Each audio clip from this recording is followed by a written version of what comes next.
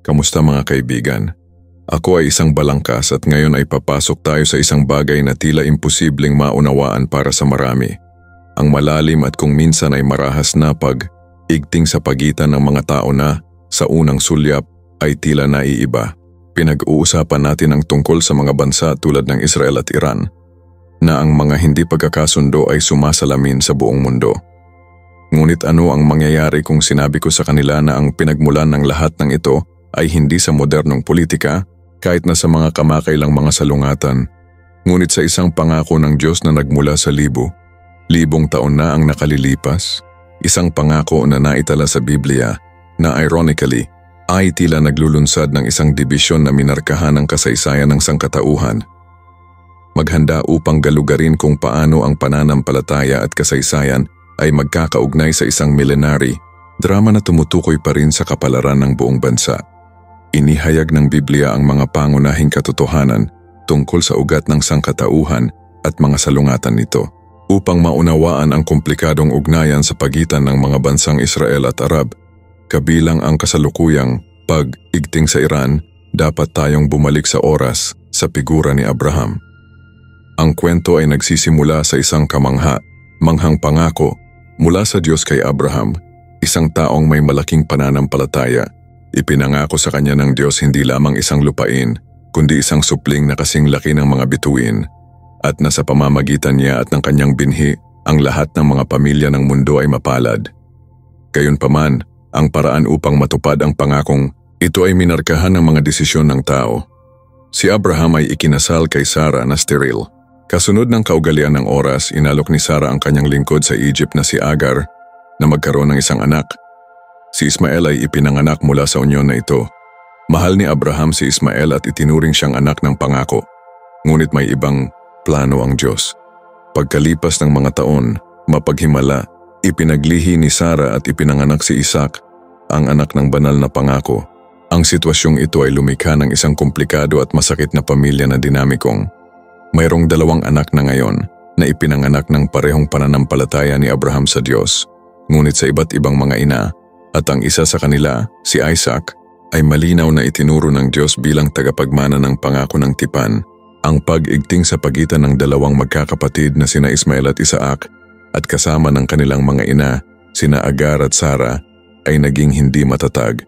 Isinalaysay ng Biblia ang mga insidente na nagtapos sa pagpapatalsik ng Agar at Ismael sa disyerto. Bagaman ito ay isang mahirap na kilos na ginagabayan ng direksyon ng Diyos sa pamamagitan ni Abraham, ang pisikal na paghihiwalay na ito ay minarkahan ang simula ng isang division na magkakaroon ng malalim na makasaysayang at espiritual na mga kahihinatnan. Mula kay Ismael ay nagmula sa mga tribo na sa kalaunan ay bubuo ng marami sa mga bansang Arabe. Mula kay Isaac sa pamamagitan ng kanyang anak na si Jacob, na ang pangalang Diyos ay nagbago sa Israel, bumaba sa 12 tribo na bumubuo sa bansa ng Israel. Kaya, ang mga inapo ni Abraham ay nahahati sa 2 pangunahing sanga, ang Ismaelitas at ang mga Israelita. Ang parehong mga tao ay may pamana ng pananampalataya sa isang natatanging Diyos na minana mula sa kanilang ama na si Abraham. Gayunpaman, ang pagtatalo para sa panganay, ang espiritual na mana at ang ipinangakong lupain ay naging spark ng isang salungatan sa millenary. Ang paghihiwalay ay hindi lamang heograpiya. Ito ay naging isang karibal na, sa paglipas ng panahon, nakakuha ng napakalaking mga sukat sa relihiyon at pampolitika. Ang ipinangakong lupain, lalo na ang Jerusalem, ay naging sentro ng paligsahan na ito, isang sagradong lugar para sa parehong mga sangay ng pananampalataya ni Abraham, ngunit inaangkin ng mga inapo ni Isaac bilang kanilang eksklusibong pamana na ibinigay ng Diyos. Ang kasaysayan ng Israel ay minarkahan ng patuloy na pagsalungat ng mga kapitbahay nito. Ang mga inapo na bansa ng Ismael at iba pang mga tao sa rehiyon ay madalas na kaalyado laban sa mga anak ni Israel. Ang puot na ito ay hindi tumigil sa mga siglo. Ang mga pag-atake laban sa Israel, mga digmaan, ang mga pagtatangka ng anihilasyon ay hindi lamang mga salungatan sa teritoryo. Mayroong isang hindi maikakaila na espiritual na sukat. Ito ay isang labanan para sa pagkakakilanlan, para sa pagiging lehitimo ng banal na pangako para sa karapatang umiral sa mundo na ipinangako ng Diyos kay Abraham at ang kanyang mga anak sa pamamagitan ni Isaac. Ang laban na ito ay makikita ngayon sa mga tensyon sa mga bansang tulad ng Iran na bukas na nagtataguyod ng pagkawasak ng Estado ng Israel. Mula sa isang pananaw ng pananampalataya, nakikita ng ilan ang patuloy na pagsalungat na ito bilang isang pagpapakita ng sinaunang salungatan sa pagitan ng mga inapo ni Ismael at Isaac, isang salungatan na, sa huli, ay sumasalungat sa plano ng Diyos para sa Israel at para sa mundo. Gayunpaman, ang salaysay ng Biblia ay hindi nagtatapos sa salungatan. Ang Biblia, ang ating gabay sa pananampalataya, ay tumuturo sa isang pag-asa ng pagkakasundo, ngunit hindi isa na nakamit ng mga kasunduang pantao o pampolitika. Iminumungkahi ng mga hula sa Biblia na ang dibisyon ng milenary na ito, ang karibal na ito sa pagitan ng mga kapatid, ay malulutas lamang sa pamamagitan ng banal na interbensyon. Ang pag-asa ay naninirahan sa pagdating ng prinsipe ng kapayapaan. Sino ang prinsipe na ito? Ang Hebreyong kasulatan at ang Kristiyanong pananampalataya ay nagpapakilala sa kanya kasama si Hesukristo. Ang pangwakas na pangako at totoong kapayapaan ay darating sa kanilang kaharian. Inilalarawan ng Biblia ang isang hinaharap kung saan, sa ilalim ng patas at mapagmahal na pamahalaan ni Hesukristo, lahat ng mga bansa, kasama na ang mga inapo ni Ismael at Isaac, ay makikilala ang soberanya ng Diyos. Ang Jerusalem, ang naglalaman ng punto, ay magiging sentro ng pagsamba at pagkakaisa para sa lahat ng mga tao. Ang hula na ang lahat ng mga pamilya ng mundo ay mapalad sa Abraham, ay mahahanap ang kanilang buong katuparan sa isang kaharian kung saan wala ng mga digmaan o dibisyon, ngunit isang pangmatagalang kapayapaan na itinatag sa pananampalataya sa Diyos at sa kanyang Mesyas. Ang pangitain na ito ay nagbibigay sa amin ng pananaw tungkol sa kasalukuyang mga salungatan. Ito ay nagpapaalala sa amin na ang tiyak na solusyon ay espiritual at magmumula sa itaas. Ano sa palagay mo ang tungkol sa ideya na ang gayong komplikadong salungatan ay may malalim na espiritual na ugat? Iwanan mo sa akin ang iyong puna sa ibaba. At kung ang paglalakbay na ito sa pamamagitan ng Biblia ay interesado sa iyo, huwag kalimutan na mag-subscribe sa channel at buhayin ang mga abiso upang hindi mawala ang susunod na video kung saan lalalim tayo ng mga hula sa kapayapaan. Ako ay isang balangkas at naging kasiyahan na ibahagi sa iyo ang sandaling ito. Ang salungatan na ito, tulad ng sinabi namin, ay hindi lamang teritoryo o pampolitika. Ang lalim nito ay namamalagi sa magkakaibang mga interpretasyon ng parehong espiritual na mana. Ipinakikilala tayo ng Biblia kay Abraham bilang ama ng marami at ang kanyang mga inapo sa pamamagitan ni Ismael at Isaac, nabuo ang mga tao at mga bansa na ngayon ay nasa kabaligtaran ng paligsahan na ito. Ang pananampalataya ni Abraham sa Diyos ay nasubok at gantimpalaan ng mga pangako na nakakaapekto sa lahat ng kanyang mga anak.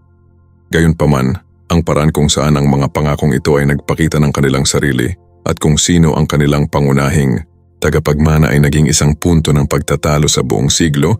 Ang mga tradisyon na lumitaw mula sa mga linyang ito, tulad ng Hudaismo at Islam, bagaman nagbabahagi sila ng isang karaniwang pinagmulan sa Abraham at revere sa Diyos, naiiba sa panimula sa pagkakakilanlan ng anak ng pangako at linya kung saan darating ang pagpapala para sa lahat ng mga bansa, pati na rin sa pagkakakilanlan ng panghuling propeta o ang Mesyas.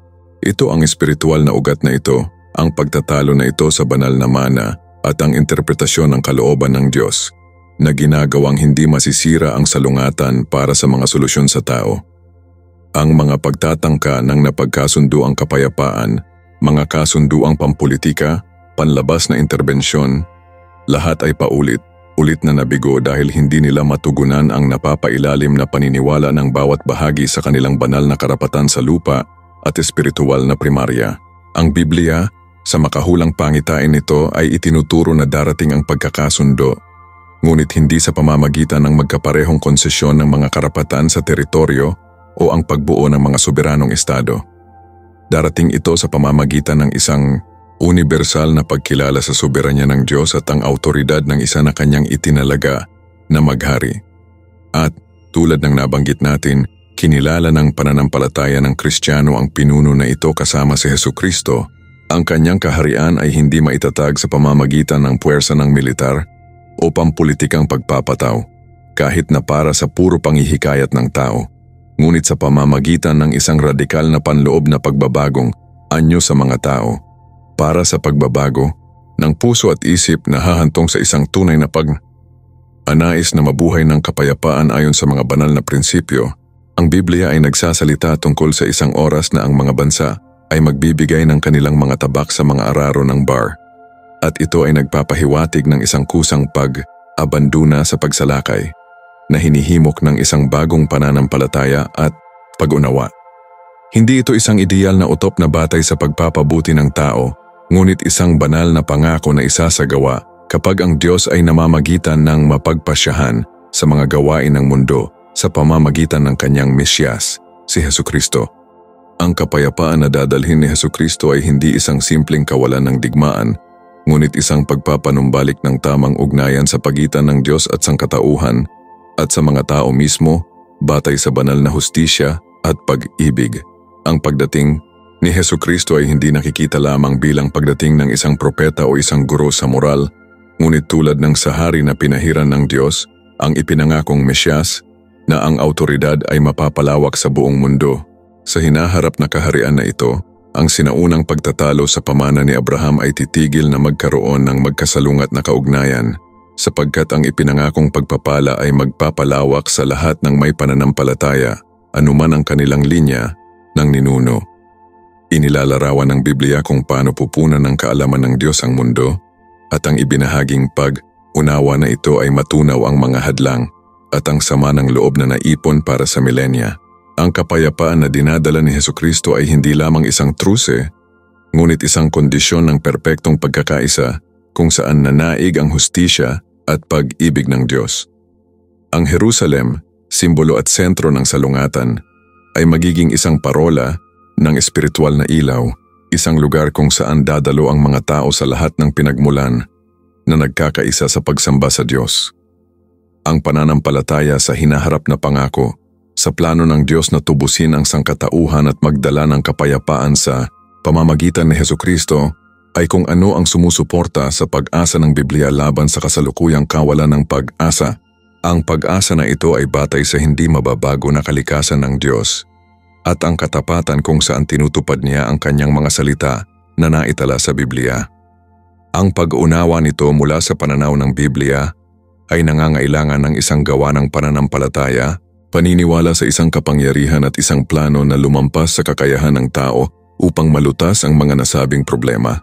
Hindi ito tungkol sa pagliit ng kasalukuyang pagdurusa o pagiging komplikado ng mga geopolitik, ngunit tungkol sa pag-aalok ng isang mas malawak na balangkas ng pag-unawa na nakaangkla sa paniniwala na ang Diyos ay may pangwakas na layunin na matutupad. Iminumungkahi ng Biblia na ang ugat ng salungatan ay hindi lamang sa lupa, ngunit nagsasangkot ito sa mga espiritual na puwersa at banal na layunin na maipakita lamang sa oras na ipinahiwatig ng Diyos. Pinapayagan tayo ng pananampalataya na makita ang lampas sa magulong kasalukuyan at sulyap sa hinaharap, kung saan ang kalooban ng Diyos ay natutupad sa mundo tulad ng sa langit. At sa katuparan na iyon, ang dating division sa pagitan nina Ismael at Isaac, kasama ng mga inapo nito, ay sa wakas ay gagaling. Hindi para sa tagumpay ng isa sa isa pa, ngunit sa pamamagitan ng unyon ng kapwa sa ilalim ng autoridad ni Hesukristo na kinikilala ang nag-iisang at tunay na Diyos. Ang pananalig na ito sa plano ng Diyos na ipinahayag sa Biblia ay kung ano ang nagbabago ng kawalan ng pag-asa sa isang matatag na pag-asa para sa hinaharap, isang pag-asa na hindi nakasalalay sa pagbabago, bago ng politika ngunit sa katapatan ng Diyos sa kanyang mga pangako, at ang muling pagtubos ng kapangyarihan ni Hesukristo. Ang pangitain sa Biblia na ito ay nagbibigay ng isang lens kung saan maaari nating bigyang kahulugan ang mga kaganapan sa mundo na nauunawaan na ang kasalukuyang salungatan ay bahagi ng isang mas malaking drama na may isang banal na orkestra na kinalabasan. Ang tunay na kapayapaan ay hindi matatagpuan sa negosasyon o lakas, ngunit sa pagsuko sa kalooban ng Diyos at ang pagtanggap ng kanyang Mesyas, si Hesukristo, bilang prinsipe ng kapayapaan na hinuhulaan. At iyon ay kung saan ang pananampalataya ay tumatagal sa tunay na sukat nito. Ito ay hindi isang walang muwang na pag-asa na hindi pinapansin ang katotohanan ng pagdurusa at karahasan, ngunit isang malalim na pananalig na nakaangkla sa mga pangako ng Diyos na isiniwalat sa Biblia. Ang nakakakita ng kwento ni Ismael at Isaac at ang pamana nito sa kasalukuyang mga nayon sa pamamagitan ng prisma na ito sa Biblia ay tumutulong sa atin na maunawaan na hindi lamang tayo nahaharap sa isang salungat na teritoryo o pampolitika, bagaman iyon ang nakikita natin sa balita. Nakikita natin ang pagpapakita ng isang pag-igting ng mga ninuno, isang sugat sa pamilya na inaasahang nasa entablado ng mundo. At ipinapakita sa atin ng Biblia na ang Diyos, sa kabila ng dibisyon na ito at ang sakit na sanhi nito, ay may plano para sa parehong mga tao, sapagkat kapwa bumaba mula kay Abraham ang may ipinangako ng Diyos. Ipinangako rin si Ismael na siya ang magiging ama ng great nations. Hindi pinabayaan ng Diyos si Agar o ang kanyang anak sa disyerto. Pinakinggan niya ang sigaw ng batang lalaki at nagbigay ng tubig at kinumpirma ang pangako na magkakaroon din siya ng malaking supling. Ito ay nagpapaalala sa atin na ang Diyos ay maingat kahit na para sa mga ayon sa pangunahing salaysay ng Biblia ay hindi ang direktang linya ng misyanikong pakete sa pamamagitan ni Isaac, ngunit ang pakikiramay nito at ang mga layunin nito ay sumasakop sa lahat ng sangkatauhan. Pinapayagan tayo ng pananampalataya na magtiwala na ang Diyos na gumawa ng mga pangakong iyon ay matapat na matupad ang mga ito. Kahit na hindi natin lubos na nauunawaan kung paano o kailan mangyayari ang pangwakas na pagkakasundo. Ang pag-igting sa pagitan ng mga taong ito ay isang pagsubok para sa ating sariling pananampalataya. Naniniwala ba talaga tayo na may kontrol ang Diyos? Naniniwala ba tayo na si Hesukristo lamang ang maaaring magdala ng tunay na kapayapaan? Hindi ang kapayapaan ng isang pansamantalang armistice, ngunit isang kapayapaan na nagmula sa pagkakasundo sa Diyos at sa makatuwid sa iba. Ang Biblia ay nagsasalita tungkol sa isang hinaharap na oras kung saan ang iba't ibang mga bansa ay sasamba sa Diyos mismo na kinikilala si Hesukristo bilang Panginoon. At maaari nating isipin, batay sa hula ng Biblia, na ang mga inapo ni Ismael at Isaac ay gagampanan ng papel sa huling sitwasyong iyon, hindi bilang hindi mapagkasundo ang mga kaaway, ngunit marahil sa ilang paraan bilang bahagi ng isang pamilya na natipon sa ilalim ng parehong Ama sa langit. Ang pananaw na ito ay nagbabago sa paraan ng pagdarasal natin sa rehiyon at ng mga taong kasangkot. Sa halip na itanong lamang na ang isang panig na panalo sa kabilang dako, ipinagdarasal natin ang kalooban ng Diyos para sa kaligtasan ng mga individual mula sa magkabilang panig at para sa katuparan ng kanilang muling pagtubos na plano na kasama ang lahat ng mga bansa. Itinuturo sa atin ng Biblia na ang puso ng tao ay madaling kapitan ng paghahati, inggit, sama ng loob, at nakikita natin ang ugat na iyon sa kasaysayan ng pakikipagtunggali sa pagitan ni Isaac at Ismael. Ang puot na iyon ay hindi nalutas ng nag-isa sa pagpapatalsik. Nagpatuloy siya sa pamamagitan ng kanyang mga inapo. Ngayon, ang mga sanhi ng salungatan ay komplikado at multifaceted. Kasaysayan, politika, teritoryo, relihiyon, ekonomiya. Ngunit inaanyayahan tayo ng Biblia na tumingin sa kabila ng mababaw at kilalanin ang espiritual na ugat at pagpapatuloy ng isang kwento na nagsimula sa tindahan ni Abraham. Ang ating pananampalataya sa Diyos at sa kanyang soberanya ay kung ano ang nagpapahintulot sa atin na magkaroon ng pag-asa sa harap ng isang sitwasyon na tila hindi matutunaw mula sa isang purong pananaw ng tao. Ang Biblia mula sa Genesis hanggang sa paghahayag ay nagsasabi sa kasaysayan ng salungatan at pagtubos, at ang drama sa pagitan ng dalawang linya na ito ay isang mahalagang bahagi ng salaysay na iyon. Ang pag-unawa dito ay hindi nagbibigay katwiran sa karahasan o puot, ngunit nakakatulong ito sa atin na hanapin ang salungatan sa isang mas malawak na konteksto at espiritual na konteksto, na kung saan ay hinuhubog ang ating pananampalataya at ating tugon. Ang pag-iisip ni Hesukristo bilang prinsipe ng kapayapaan sa kontekstong ito ay mahalaga. Ang kanyang kaharian ay hindi sa mundong ito at ang kapayapaan na inaalok niya ay hindi isang kapayapaan sa politika na nakamit sa pamamagitan ng lakas o pag-uusap, ngunit isang panloob na pagbabagong Anyo na nakakaapekto sa ating relasyon sa Diyos at sa iba pa.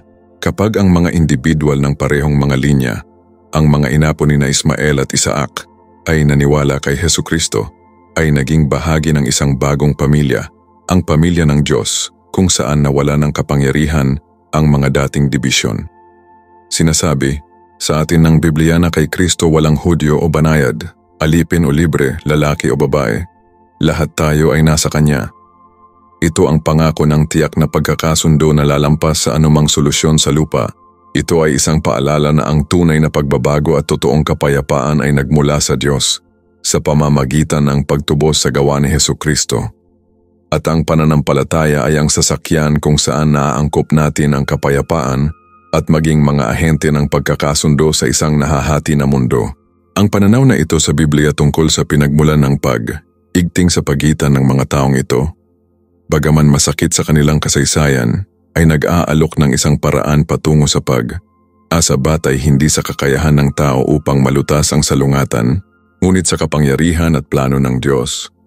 Ginagabayan tayo ng Biblia na makita na ang pangwakas na solusyon ay hindi matatagpuan sa dominasyon ng isang pangkat sa iba pa, ngunit sa pagkilala sa isa't isa sa ilalim ng awtoridad ng Diyos at ang pagtubos na inaalok ni Hesukristo. Tinatawag tayo ng pananampalataya upang tingnan ang kwento at sa kasalukuyan na may mga mata na nakikita ang banal na layunin na nagtatapon kahit na sa gitna ng pagkalito at pagdurusa.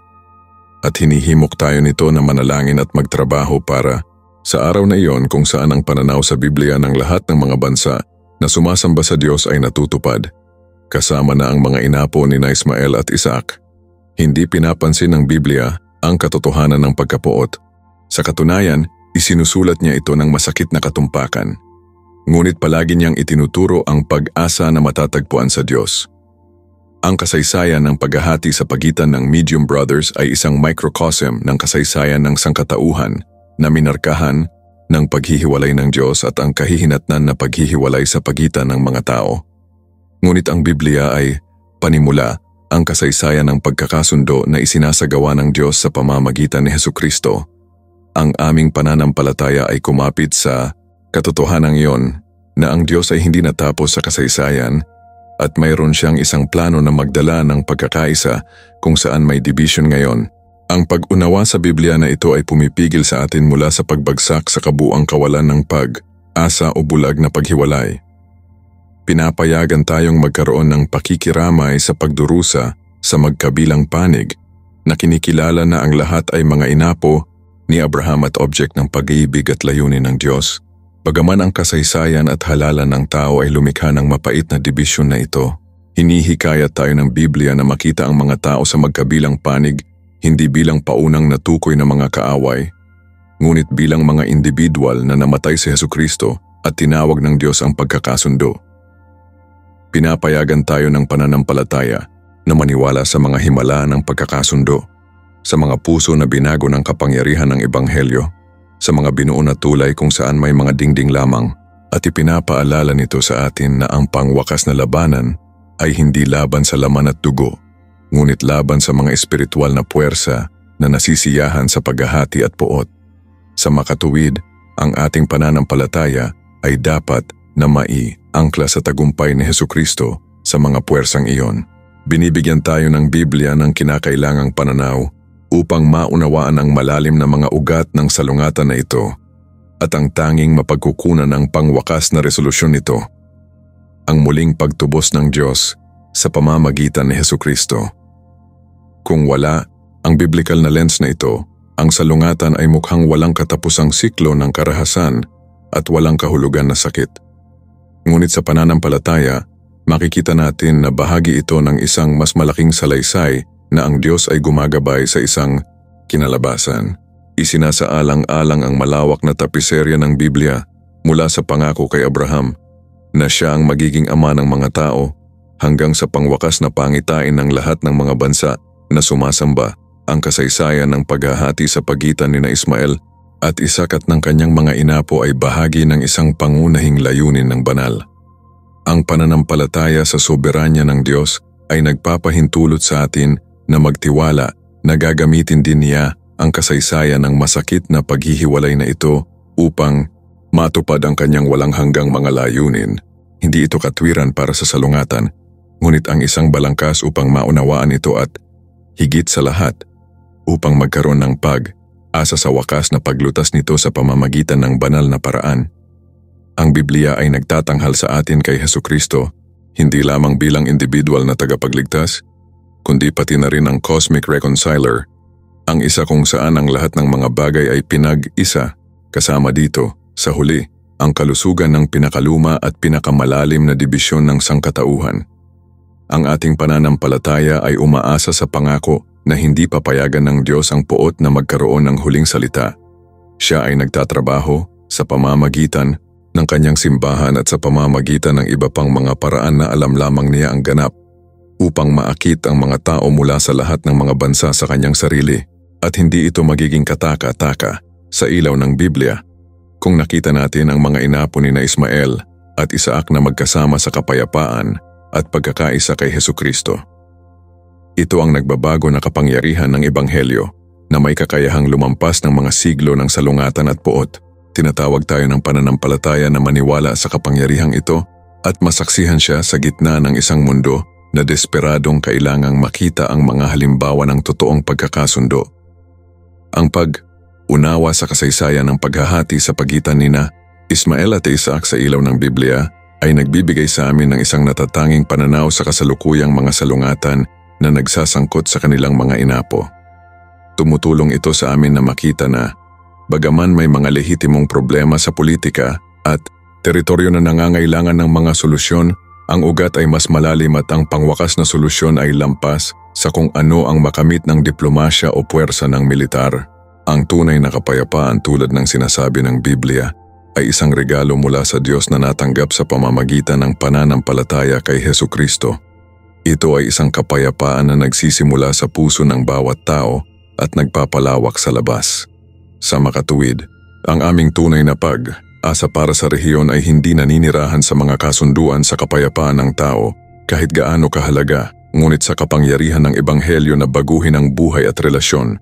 Binibigyan tayo ng Biblia ng pundasyon para sa pag-asang ito na patuloy na nagpapaalala sa atin ng tapat na katangian ng Diyos at ang kanyang plano para sa pagtubos ng lahat ng nilikha.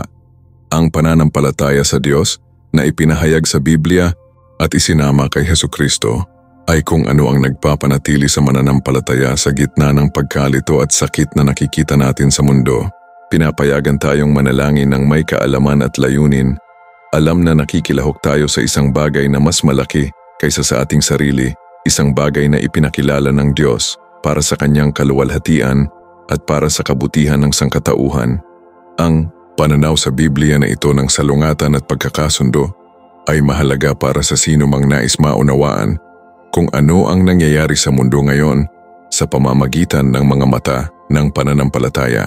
Ang kasaysayan ng paghahati sa pagitan ng mga anak ni Abraham ay nagpapaalala sa amin na ang mga desisyon na kinuha ng libong taon na ang nakakaraan ay mayroon pa ring mga repercussion ngayon.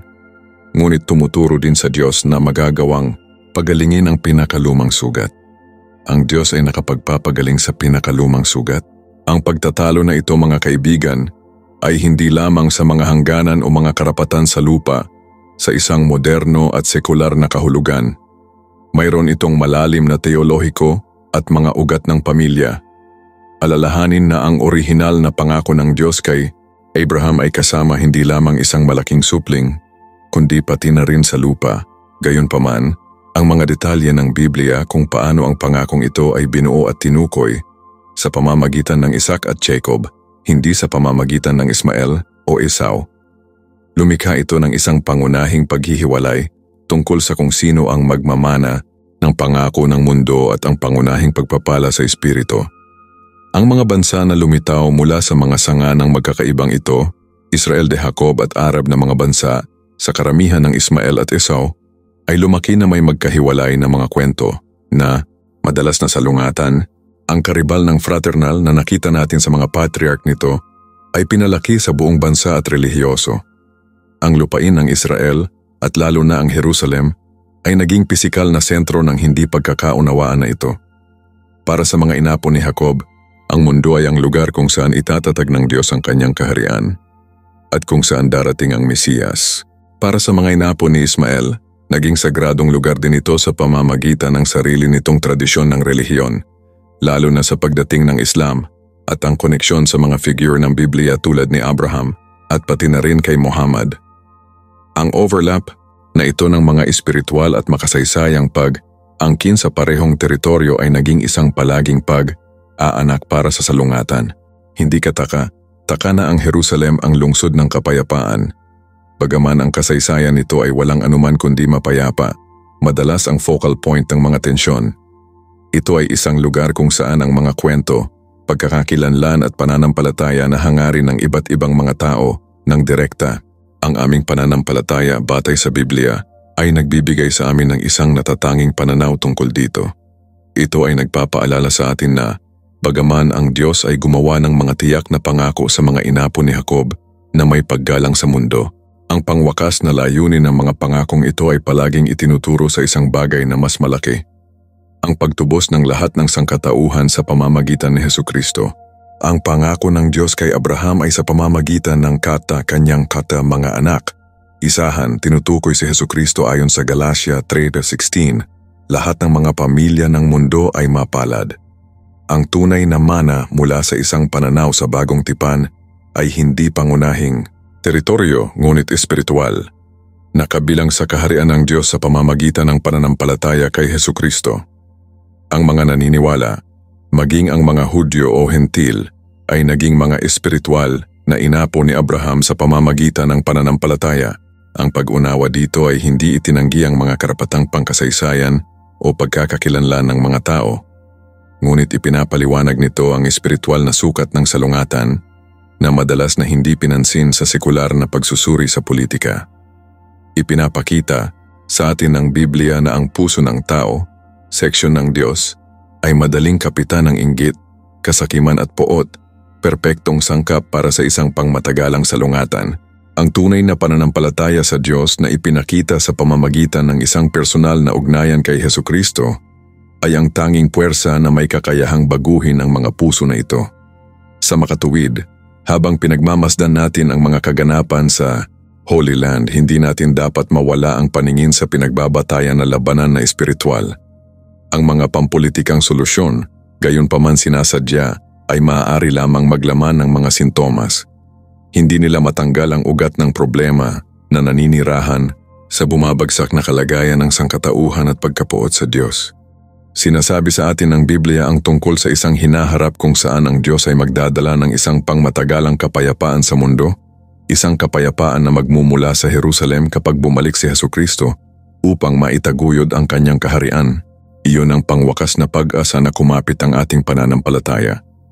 Samantala, tinawag tayong maging tagapamayapa sa Espiritu ni Hesukristo na manalangin para sa lahat ng mga tao na kasangkot sa salungatan at ibahagi ang ebanghelyo na nag-aalok ng tunay na pagkakasundo. Pagkakasundo sa Diyos at bilang isang resulta pagkakasundo sa bawat isa. Ang pananampalataya ay gumagalaw sa atin upang magtiwala na ang pinakamataas na plano ng Diyos ay matutupad sa kabila ng kaguluhan na nakikita natin. Ang kasalukuyang salungatan ay isang masakit na paalala sa mahabang kasaysayan ng dibisyon na nagsimula sa pamilya ni Abraham. Ipinapakita nito sa amin kung paano ang mga pagpapasya at karibal ay maaaring magkaroon ng mga kahihinatnan na tatagal ng mga henerasyon. Ngunit ito rin ay isang paalala na ang katapatan ng Diyos sa kanyang mga pangako ay hindi mababago. Malinaw ang Biblia tungkol dito. Ang Diyos ay may plano para sa lahat ng mga inapo ni Abraham, kapwa ang mga nagmula kay Jacob at ang mga nagmula kay Ismael at iba pa. Ang pangitain sa Biblia ay ng universal na pagtubos hindi lamang para sa isang pangkat etniko, sa pamamagitan ni Hesukristo na ang ipinangakong pagpapala ay umabot sa lahat ng may pananampalataya, anuman ang kanilang pinagmulan. Sa makatuwid, kapag nabasa natin ang balita tungkol sa Israel at mga kapitbahay nito, dapat nating makita ito sa pamamagitan ng lens na ito. Hindi lamang ito patakaran. Ito ay isang pagbuo ng kasaysayan ng pagtubos, bagaman madalas masakit. Ang ating pananampalataya ay tumatawag sa atin na magkaroon ng pakikiramay sa lahat ng mga nagdurusa at maunawaan na ang tunay na solusyon ay hindi darating sa pamamagitan lamang ng tao. Darating ito kapag namamagitan ng Diyos ng mapagpasyahan, isang bagay na paulit-ulit na hinuhulaan ng Biblia. Ang pag-asa na mayroon tayo kay Hesukristo ay pag-asa para sa mundo, kasama na ang magulong rehiyon na ito. Ito ay isang pag-asa na nagtutulak sa atin na manalangin para sa kapayapaan ng Jerusalem. Alam na ang tiyak na kapayapaan ay maaari lamang maitatag ng prinsipe ng kapayapaan mismo. Pinapayagan tayo ng pananampalataya na makita ang lampas sa kawalan ng pag-asa at tiwala sa nagbabago na kapangyarihan ng Diyos. Ang makasaysayang at espiritual na background na ito ay mahalaga upang maunawaan kung bakit ang sitwasyon ay komplikado at kung bakit ang mga madaling solusyon ay hindi gumana. Ang pagtatalo sa pamana, kapwa espiritual at teritoryo ay minarkahan ang mga taong ito sa panahon ng milenya. Ang Biblia ay nagbibigay sa amin ng frame upang maunawaan ang mahaba at mapait na kasaysayan. Ipinapakita nito sa amin na ang pangako ng Diyos kay Abraham ay multidimensional at na ang pangwakas na katuparan nito ay intrinsically na nakalink sa tao at gawain ni Hesukristo. Ang pananampalataya kay Hesukristo ay ang daan sa tunay na pagkakasundo sa Diyos at sa pamamagitan ng pagpapalawak kasama ang iba. Ito ay isang paalala na sa kabila ng lalim ng salungatan, walang imposible para sa Diyos. At iyon ang pananaw na inaalok sa atin ng pananampalataya. Tumutulong ito sa amin na makita ang lampas sa mga pagpapakita, lampas sa pampolitika, pang-ekonomiya o panlipunang paliwanag. Gayunpaman mahalaga sila. Mayroong isang malalim na espiritual na sukat sa poot na nahaharap ng Israel sa mga siglo. Ito ay isang labanan na ipinaglalaban hindi lamang sa mundo, kundi sa mga hindi nakikitang mga kaharian. Sinasabi sa atin ng Biblia ang tungkol sa mga espiritual na puwersa, mga punong guro at kapangyarihan na sumasalungat sa plano ng Diyos at ang kanyang bayan. Ang pagsalungat na ito ay nagpahayag sa iba't ibang mga paraan sa buong kasaysayan, mula sa pagtatangka ng paraon upang puksain ang mga Israelita sa Egypt, sa pamamagitan ng mga imperyo na sinubukan na sirain ang kaharian ng Israel at Huda, sa mga pogroms at ang Holocaust sa mga nagdaang panahon, at ang patuloy na puot na kinakaharap nila ngayon, ang pagtitiyaga ng puot sa kabila ng pagbabago ng mga pangyayari at iba't ibang mga aktor sa kasaysayan ay nagmumungkahi na mayroong mas malalim na ugat kaysa sa mga hindi pagkakaunawaan sa politika o teritoryo. Ito ay isang labanan para sa pagkakakilanlan at pagiging lehitimo. Sino ang bayan ng Diyos? Sino ang may karapatan sa lupang pangako? Ito ang mga katanungan na sumasalamin sa espiritual na kahulugan.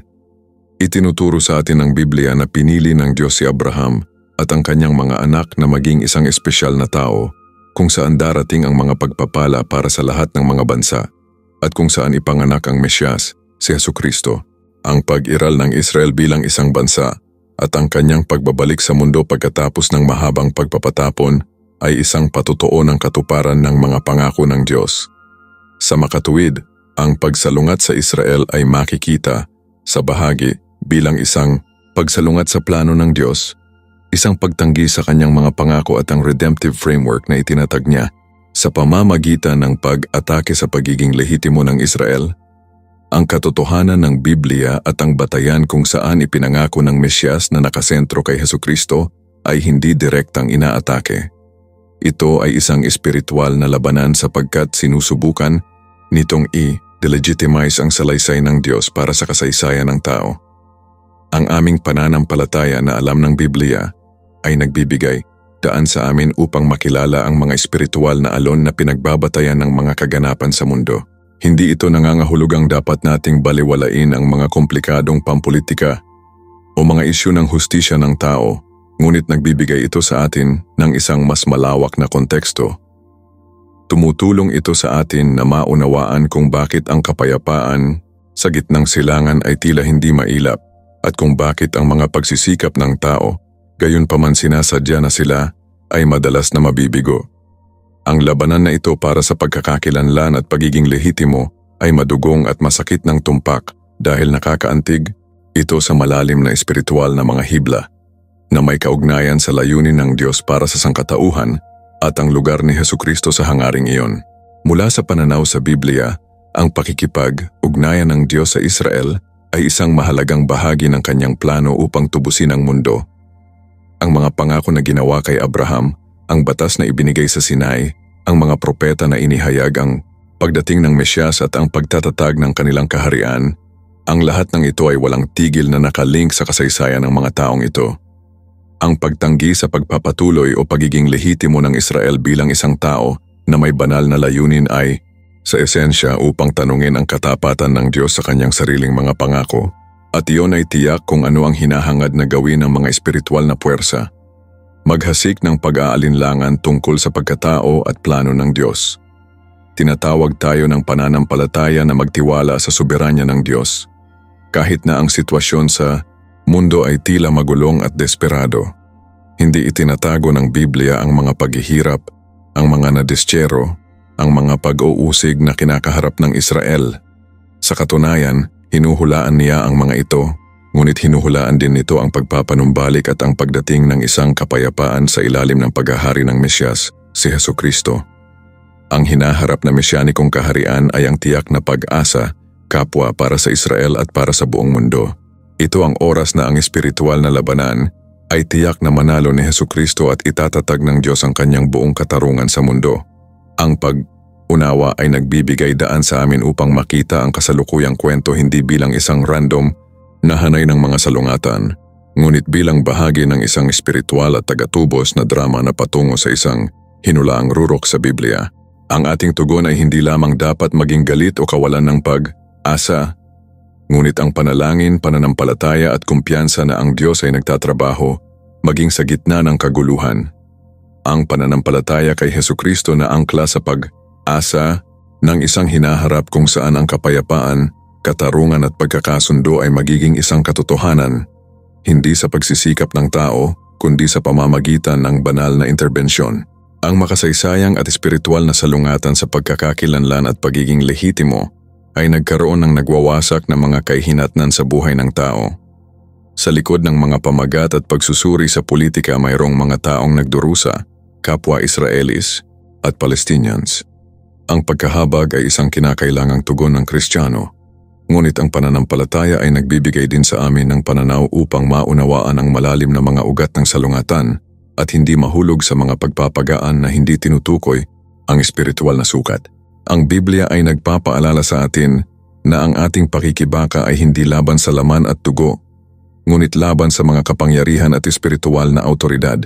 Sa makatuwid, kapag ang puot patungo sa Israel ay nagpapakita hindi lamang sa mga pag-atake ng militar kundi pati na rin sa mga kampanya upang maibibigay ang pagkakaroon nito sa pagtanggi ng kasaysayan nito o sa muling pag-iinterpretasyon ng Biblia na naghahangad na alisin ang mga Hudyo mula sa salaysay ng Diyos. Nasasaksihan natin ang espiritual na labanan sa pagkilos, subukang papanghinain ang mga pundasyon ng pananampalataya na nagtatanong sa katapatan ng Diyos at ang pangunahing papel na ibinigay niya sa Israel sa kanyang muling pagtubos na plano na nagtatapos kay Hesukristo. Ang pagtitiyaga at birtud ng pagsalungat na ito sa buong milenya ay isang patotoo ng kahalagahan na ang labanan na ito sa larangan ng espiritual. Ang nakikita ang sitwasyon sa pamamagitan ng lens na ito ay hindi nagpapalabas sa amin mula sa paghahanap ng mga praktikal at patas na solusyon sa kasalukuyan, ngunit nagbibigay ito sa amin ng isang mas kumpletong pag-unawa sa mga hamon. Ito ay nagpapaalala sa atin na ang tunay na pangmatagalang kapayapaan ay darating lamang kapag ang prinsipe ng kapayapaan, si Hesukristo, si Reyne. Samantala, ang ating pananampalataya ay nagtutulak sa atin na maging mga tagapamayapa upang manalangin para sa lahat ng mga naapektuhan at magtiwala na ang mga layunin ng Diyos ay matutupad. Ang Biblia ang ating gabay sa pag-unawa na ito, na inilalantad ang thread ng plano ng Diyos sa buong kasaysayan. Ang labanan ay totoo, ngunit ang pangwakas na tagumpay ay nasiguro sa pamamagitan ni Hesukristo. Ang ating bahagi ay upang mapanatili ang pananampalataya at mabuhay alinsunod sa katotohanan na ipinahayag sa atin ng Diyos. Ang labanan para sa pagkakakilanlan at pagiging lehitimo ay makikita rin sa teolohiya. Sa buong kasaysayan ng simbahan may iba't ibang mga interpretasyon tungkol sa lugar ng Israel sa plano ng Diyos. Ang ilang mga teolohiya, tulad ng kapalit na teolohiya, ay nagtalo na pinalitan ng simbahan ng Israel bilang bayan ng Diyos. Sa gayon ay itinanggi ang pagpapatuloy ng mga pangako na ginawa sa Israel bilang isang bansa. Ang pananaw na ito, kahit na mahusay na naipasok sa ilang mga kaso, ay hindi sinasadyang pakainin ang espiritual na delegasyon ng Israel na naghihiwalay sa kasaysayan ni Jesus at ang Kristyanismo ng mga ugat ng mga Hudyo na sumasalungat sa pagtuturo ng Biblia. Ang pananampalatayang Kristiyano ay batay sa katuparan ng mga pangako ng Diyos sa Israel sa pamamagitan ni Hesukristo. Siya ay ipinanganak na Hudyo, nanirahan sa ilalim ng batas ng mga Hudyo at tinupad ang mga hula ng Mesyas na ibinigay sa Israel. Huwag pansinin o i-minimize ang koneksyon na ito ay upang mapahamak ang isang pangunahing bahagi ng kasaysayan ng pagtubos ng Diyos. Sa makatuwid, ang bahagi ng espiritual na labanan ay isang hermeneutical battle din, isang pakikibaka para sa kung paano namin binibigyang kahulugan ang mga banal na kasulatan. Pinapanatili ba natin ang katapatan sa teksto ng Biblia sa makasaysayang at pagtubos ng konteksto na kinikilala ang patuloy na papel ng Israel sa mga plano ng Diyos? O nagpatibay tayo ng mga interpretasyon na sinasadya o walang malay, hubarin ang Israel ng kanilang pagkakakilanlan sa Biblia? Ang pananampalataya ni Matura ay hinihiling ng isang pangako sa katotohanan na ipinahayag sa kumpletong Biblia na nauunawaan na ang plano ng Diyos ay nagsasangkot sa parehong Israel at sa simbahan, ang bawat isa sa natatanging papel nito sa loob ng pandaigdigang layunin ng Diyos. Ang pagiging lehitimo ng Israel bilang bayan ng Diyos ay hindi isang bagay na dapat tukuyin ng simbahan. Ito ay isang bagay na itinatag ng Diyos. Ang pananampalataya kay Hesukristo ay pinag-uusapan tayong lahat, ang mga Hudyo at Hentil, sa isang bagong sangkatauhan, ngunit hindi kansilahin ang mga pangako na ginawa sa Israel. Ang mga kahihinatnan ng espiritual na labanan na ito para sa pagkakakilanlan at pagiging lehitimo ay ipinakita sa anti-Semitism, isang hindi makatwiran at patuloy na poot laban sa mga Hudyo sa buong kasaysayan. Ang anti-Semitism ay hindi lamang isang anyo ng rasismo o panlipunang pagkiling. Ito ay may malalim na espiritual na ugat. Ito ay isang pagpapakita ng pagtatangka ng mga puwersa ng pagsalungat sa Diyos na sirain ang mga tao kung saan dumating ang Mesyas at kung saan maraming mga pangunahing hula ang matutupad sa pagtatapos ng mga oras at ang pagtatatag ng kaharian ni Hesukristo. Ang Biblia mismo ay nagtala ng maraming mga pagtatangka upang puksain ang Israel. Ang walang humpay na kwento ng pag-uusig na ito ay tumuturo sa isang nakaganyak na puwersa na lampas sa tao lamang. Tinatawag tayo ng ating pananampalataya sa Diyos na kilalanin ang espiritual na katotohanan na ito at hindi maging walang malasakit dito. Tinawag niya tayo upang ipagtanggol ang katotohanan sa Biblia tungkol sa Israel at ang kanyang lugar sa plano ng Diyos. Tinawag niya tayo na manalangin para sa kapayapaan at pagkakasundo, ngunit magkaroon din ng kamalayan sa espiritual na labanan na ipinaglalaban. Ang pag-unawa na ang poot laban sa Israel ay, sa bahagi, ang isang labanan para sa pagiging lehitimo ng Biblia at banal na pagkakakilanlan ay nagbibigay sa amin ng isang mahalagang pananaw. Ito ay hindi lamang isang salungatan sa teritoryo. Ito ay isang pagtatangka na siraan ang salaysay ng Diyos para sa kasaysayan at ang pangunahing papel na ginagampanan ni Hesukristo dito. Itinuturo sa atin ng Biblia na ang Diyos ay tapat sa kanyang mga pangako. Ang kanyang mga pakete ay walang hanggan. Ang pagkakaroon at kaligtasan ng Israel sa pamamagitan ng napakaraming mga paghihirap ay isang buhay na patotoo ng katapatan na iyon.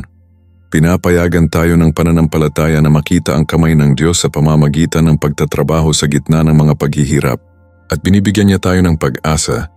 Alam na ang kasaysayan ay nakadirekta patungo sa sandaling bumalik si Hesukristo at itinatag ang kanyang paghahari ng hustisya at kapayapaan sa mundo. Sa araw na iyon, ang labanan para sa pagiging lehitimo ay magtatapos. Ang pagkakakilanlan ng mga tao ng Diyos ay magiging malinaw sa lahat at ang kapayapaan ng Jerusalem na kung saan tayo ay nagdarasal ay magiging isang katotohanan sa ilalim ng pamahalaan ng prinsipe ng kapayapaan. Ito ang pag-asa na ibinibigay sa atin ng Biblia at ang ating pananampalataya ay yumakap. Ito ay isang pag-asa na nagpapanatili sa atin sa gitna ng pagkalito at sakit ng kasalukuyang labanan. at ipinapaalala nito sa atin na ang pangwakas na kinalabasan ay hindi nakasalalay sa politika ng tao, ngunit sa katapatan ng Diyos at ang pagbabalik ni Hesukristo. Ang espiritual na pananaw na ito ay hindi binabawasan ang pagdurusa ng tao o humingi ng dahilan ng hindi makatarungang mga aksyon ng alinman sa mga partido sa salungatan. Ang tunay na pananampalataya ay palaging sinamahan ng pakikiramay at isang paghahanap para sa hustisya para sa lahat. Gayunpaman, nakakatulong ito sa amin na maunawaan ang tenacity at pagiging komplikado ng pakikibaka na ito at kung bakit ang mga purong pampolitika na solusyon ay madalas na hindi mabibigo na matugunan ang pinakamalalim na ugat ng poot. Ang labanan para sa pagkakakilanlan at espiritual na pagiging lehitimo ay isang kadahilanan na hindi maaaring baliwalain. Ang Biblia ay nagbibigay sa amin ng mahahalagang konteksto upang maunawaan ang katotohanan ito. At si Hesukristo ang susi sa tunay na pagkakasundo, hindi lamang sa pagitan ng Diyos at ng tao, kundi pati na rin sa mga tao. Inaanyayahan tayo ng pananampalataya na makita ang kasaysayan sa mga mata ng Diyos, na kinikilala na sa likod ng mga nakikitang mga kaganapan ay may mga espiritual na katotohanan na nakataya. Ang poot laban sa Israel ay hindi lamang isang geopolitical na salungatan. Ito ay isang pagpapakita ng isang mas malaking pagsalungat sa mga layunin ng Diyos tulad ng isiniwalat sa Biblia. Sa pamamagitan ng pag-unawa nito, maaari tayong manalangin ng mas epektibo, magtrabaho para sa kapayapaan na may karunungan at mapanatili ang ating pag-asa na mahigpit na nakaangkla kay Hesukristo at ang mga pangako ng Diyos. Ang kasaysayan ng Israel ay, sa maraming paraan, isang mikrohistory ng espiritual na labanan na ipinaglalaban para sa puso at kapalaran ng sangkatauhan. At ang katapatan ng Diyos sa Israel ay isang garantiya ng kanyang katapatan sa lahat ng mga nagpatunay kay Hesukristo. Ang pagiging lehitimo ng Israel ay kinumpirma ng Diyos mismo, at iyon ay isang pangunahing katotohanan na ang espiritual na labanan ay naglalayong mabura. Ngunit ang Biblia ay malinaw tungkol dito. Ang pagpapanatili ng pananaw na ito sa Biblia ay mahalaga sa isang mundo kung saan ang mga salaysay ay madalas na naghahangad na hubarin ang Israel ng kanilang banal na konteksto at bawasan ang salungatan sa puro sekular na mga termino. Tinatawag tayo ng ating pananampalataya na makita ang kumpletong imahe, kilalanin ang kamay ng Diyos sa kasaysayan at maunawaan na ang pangwakas na kinalabasan ay nasa kamay ni Hesukristo. Ang labanan para sa pagkakakilanlan at pagiging lehitimo ay magpapatuloy hanggang sa siya ay bumalik. Ngunit hindi natin kailangang maging desperado. Binigyan tayo ng Biblia ng mapa at binigyan tayo ng Diyos ng pangako ng tagumpay sa pamamagitan ng kanyang anak. Ang pakikibaka na ito para sa pagkakakilanlan at pagiging lehitimo ng Israel ay may ramifications para sa simbahan din. Bilang mga naniniwala kay Hesukristo, na pinagsama sa punong oliba na sinasalita ni Pablo sa Roma Kilesa, ibinabahagi natin ang mga ugat ng pananampalataya sa Israel. Ang pag-atake sa pagiging lehitimo ng Israel ay, sa isang paraan, na umaatake sa mga pundasyon ng ating sariling pananampalataya. Ang pagkilala at paggalang sa lugar ng Israel sa plano ng Diyos ay isang mahalagang bahagi ng isang kumpletong pag-unawa sa Biblia.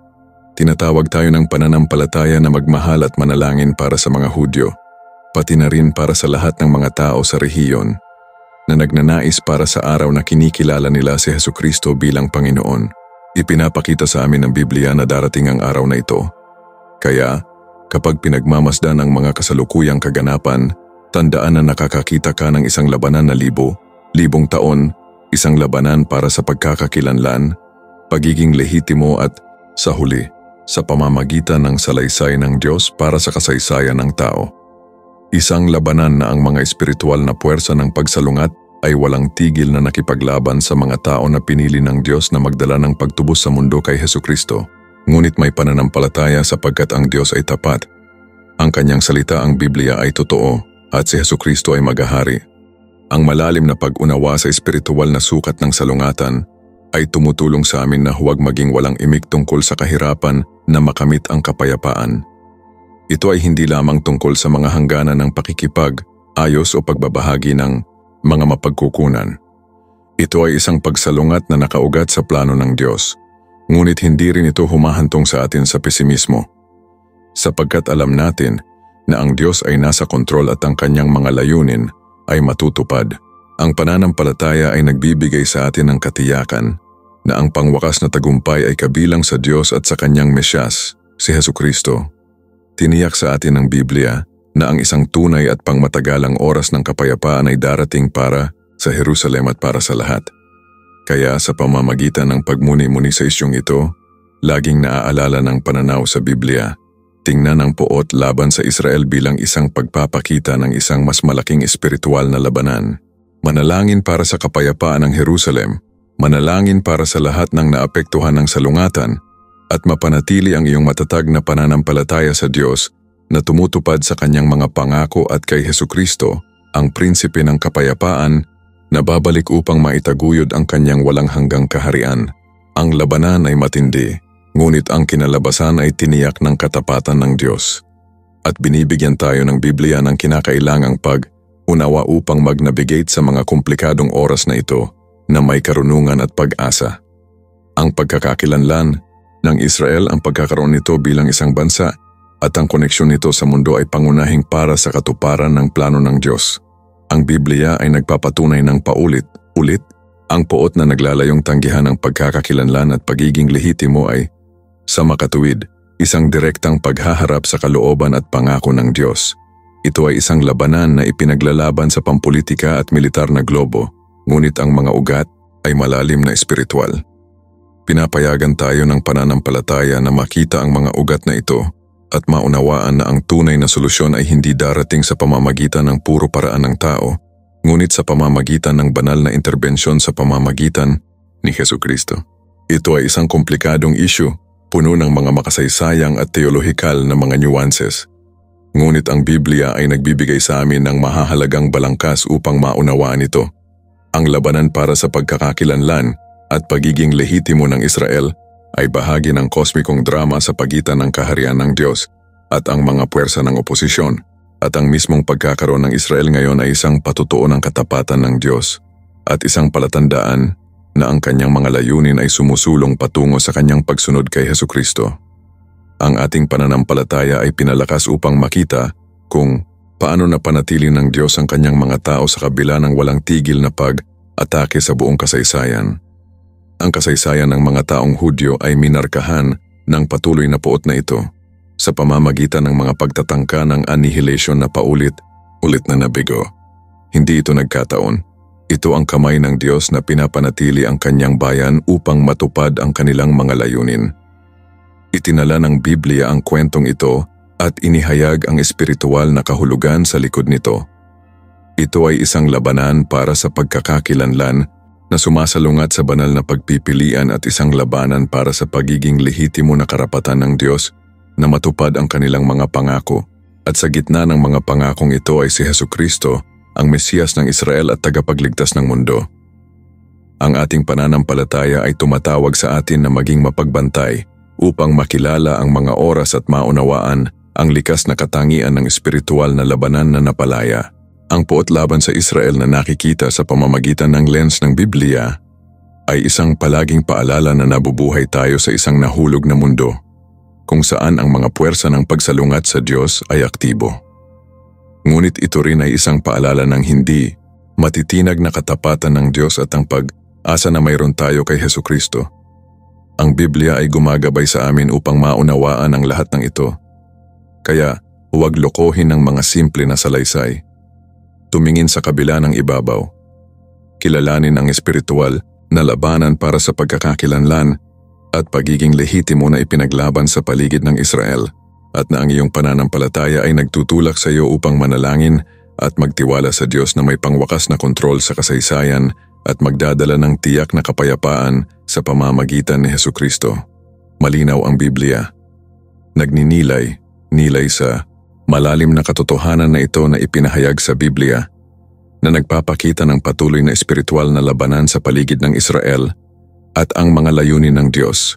Nagtataka ako, paano nakakaapekto ang pag-unawa na ito sa iyong sariling pananampalataya at sa paraang nagdarasal ka para sa kapayapaan at sa hinaharap? Ibahagi ang iyong mga pagmumuni, muni sa mga komento. Gusto kong basahin ang mga ito. Kung ang mensaheng ito ay sumasalamin sa iyo at nais mong ipagpatuloy ang paggalugad ng mga katotohanan na itinuturo sa atin ng Biblia tungkol sa Diyos at ang pangunahing papel ni Hesukristo, huwag kalimutang mag-subscribe sa channel, buhayin ang kampanilya upang matanggap ang lahat ng mga abiso at matulungin sa susunod na video. Sa pananampalataya at pag-asa, Marco.